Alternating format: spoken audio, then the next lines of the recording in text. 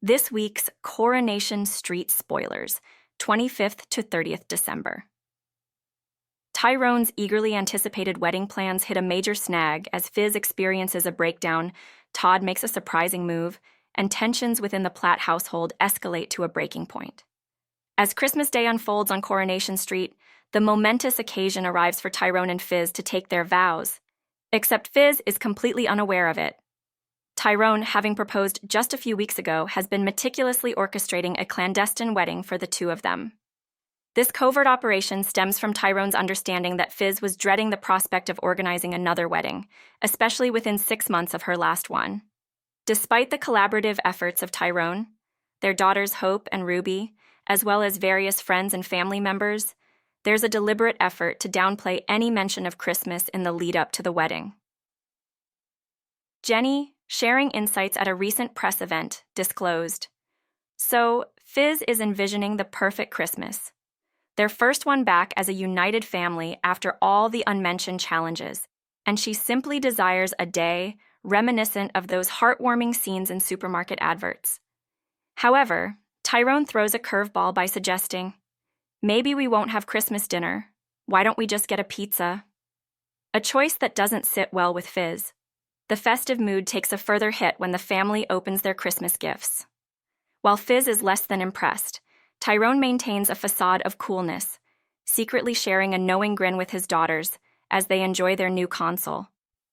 The highlight of the gift exchange is Tyrone's notably thoughtless present to Fizz, a box of discounted chocolates complete with a half-price sale sticker and a keyring. The comedic element of the poorly chosen gift becomes evident as the actors themselves find it difficult to stifle laughter during filming. Determined to salvage the day, Fizz decides to make a sudden exit without Tyrone and the girls' knowledge. As they eagerly prepare to surprise Fizz in their wedding attire, they discover a note indicating her departure to fetch a more traditional Christmas feast. Fizz, upset by the pizza proposal, storms off in pursuit of a turkey, leaving Tyrone in a panic. Unable to reach Fizz via phone, Tyrone grapples with the realization that their carefully planned wedding might be in jeopardy, with guests eagerly awaiting. Chesney and Gemma advise Tyrone to proceed to the wedding venue, the Chariot Square Hotel, while Bernie and Dev patiently await Fizz's return at number 9. Meanwhile, Fizz finds herself stranded when her car breaks down on a remote country road, prompting her to embark on a journey by foot in search of help. As time elapses, Tyrone is forced to inform the waiting guests that the wedding may be canceled. Disheartened, everyone heads to the Rovers for the buffet, signaling a potential failure of Tyrone's grand gesture. In another subplot, tensions escalate within the Platt household, as Max reaches his limit with David and Shona's disapproval of right-wing activist Griff. The family attends a special Christmas lunch at the bistro, and Max's reaction to a gift sets off a chain of events that leads to a significant revelation. David's attempt at humor backfires, causing a rift in the family dynamic. Additionally, conflicts arise between Todd and Lawrence at number 11, with Todd harboring a secret crush on Sean's dentist boyfriend. Jealousy surfaces when Sean, Lawrence, and their son Dylan plan an overnight trip, leading to unexpected developments that involve a bottle of wine and a surprising kiss. The aftermath unfolds as Todd navigates apologies and revelations, while Lawrence grapples with the anniversary of his late wife's death.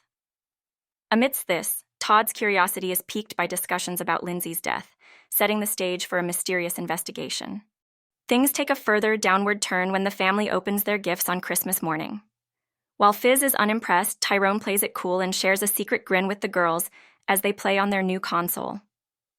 Fizz gets him a really special Weatherfield County present, which she's thought really carefully about. And he gets her, well, Jen trails off. "It's not about the money, it's the thought that counts. But there's literally no thought that goes into this present." "This is one of those moments," Alan adds, "where I read the script of what Tyrone bought Fizz on Christmas Day, and I must admit I burst out laughing. Then we tried to film it, and we burst out laughing again. It's horrendous, really. It's a terrible present." The present in question consists of a box of discounted chocolates with the half-price sale sticker left on, and a keyring. Determined to salvage the day, Fizz decides to head out, unbeknownst to Tyrone and the girls. When they descend the stairs in their wedding outfits ready to spring the surprise on Fizz, they find a note on the table to say, "She's going to fetch the more traditional Christmas fare." She storms off, thinking if you want pizza, you can have pizza. But I'm having a turkey, Jen explains. So she goes off to find one in the middle of nowhere. Panicking, Tyrone rings Feuds' mobile, only to find that she's left it at home. So what is Tyrone thinking at this point? Well, of course he hasn't thought about this. That's the point, Alan laughs. He clearly thought that everything was going to go really smoothly, and we all know that's not the case. So he's thinking, what do I do next? I've got people giving up their Christmas days to spend it with us at our wedding. I can't get hold of Feuds. Are we going to get married in time? Everything's rushing through his head because he hasn't thought of any eventuality other than it all going exactly how he wanted it to. Chesney and Gemma tell Tyrone to head off to the wedding venue, the Chariot Square Hotel, while Bernie and Dev wait for Feuds' return at number 9. In the meantime, Feuds finds herself in a pickle when her car breaks down on a remote country road. With no phone, she's forced to set off on foot to seek help.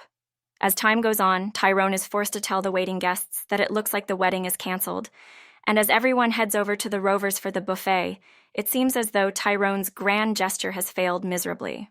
Elsewhere on the street, the Platt household reaches breaking point as Max has enough of David and Shona's disapproval of right-wing activist Griff.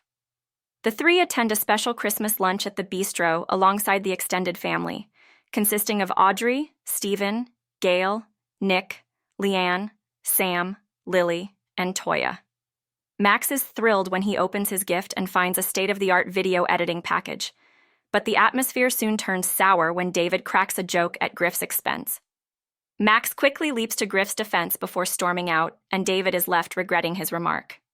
When he later sees Max being friendly with Griff at the Christmas market, David's anger boils over, and he attempts to drag Max away. But David is left shocked when Max tells him that he hates him and that he's going to move in with Griff.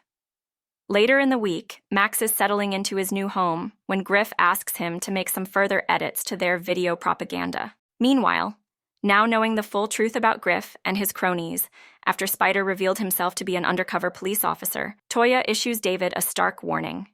David is shaken as Toya implores him to get Max away from Griff. He's a very dangerous man. Also, next week, the atmosphere remains frosty at number 11 between Todd and Lawrence. Todd has been harboring a secret crush towards Sean's dentist boyfriend, but up until now has refrained from doing anything about it. When Sean tells the household that he, Lawrence, and son Dylan are off to the Peaks overnight, Todd struggles to contain his jealousy, which is noticed by Eileen and George. The next day, after their return, Lawrence talks with Todd alone, explaining that it's clear he doesn't like him, but he'd like the opportunity to change his opinion of him. The two end up sharing a bottle of wine together, during which time Todd warms towards Lawrence. When Lawrence goes to leave, Todd suddenly leans in for a kiss. The next day, Todd apologizes to Sean for coming on to Lawrence, but Sean is angry when Todd suggests that the flirting was mutual.